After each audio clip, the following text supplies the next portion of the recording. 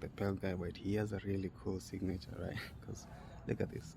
Like, this is a technology that is older than the Bible, bro. It's more than 5,000 years old. And look at this.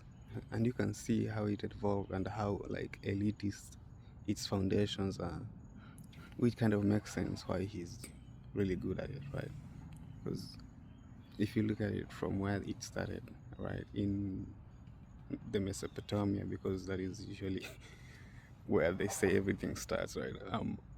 So it starts there by the merchants and part of the elite social class, and those guys are just using marks and stamps. It's a cool.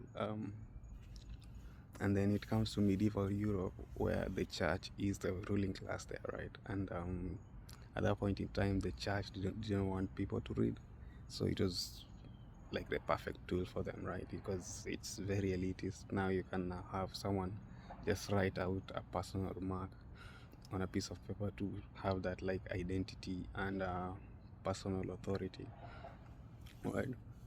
And then when empire came into Europe, now it now took this technology and used it for like as a signifier, for the performance of politics, for status signaling, for signaling status, right?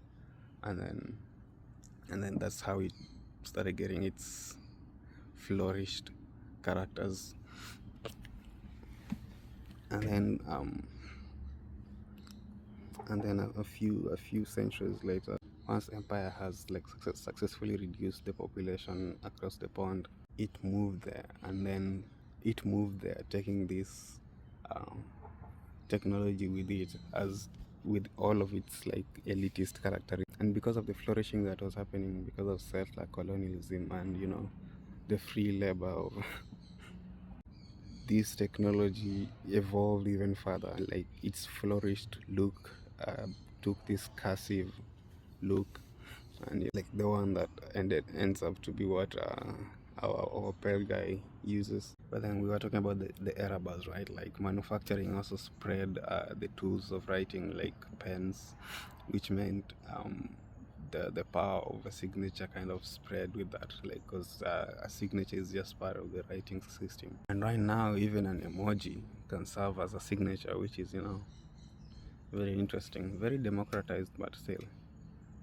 very interesting. But you can now still see why he's sticking to the old form, right? Because this is like the true uh, the other form of empire, the true form of what this was supposed to look like.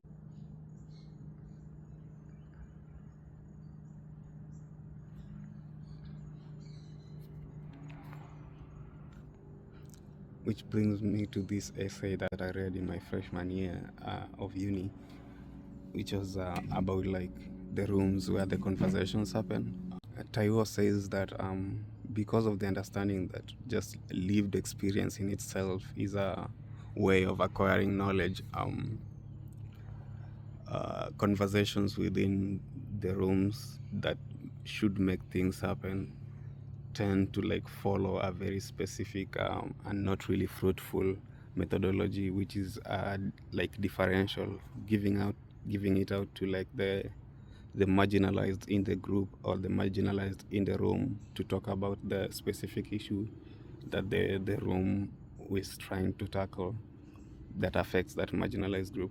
And he talks about how this is not really a constructive way of looking at discourse, because it ends up leaving the marginalized group, because what if they have not been able to make it into the room itself, right?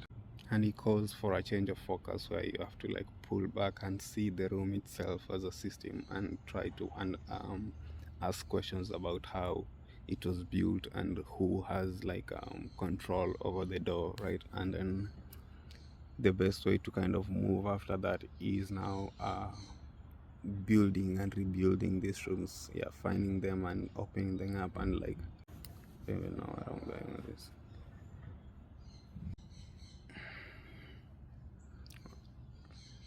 On a future video, I would love to talk about how writing in itself is an elitist room. Like, it's a room that was built just for the elite capture and for use of control. Like, it's something that lies in this paradox where it gives control to whoever uses it, right? And it's not just a tool for the elite also, and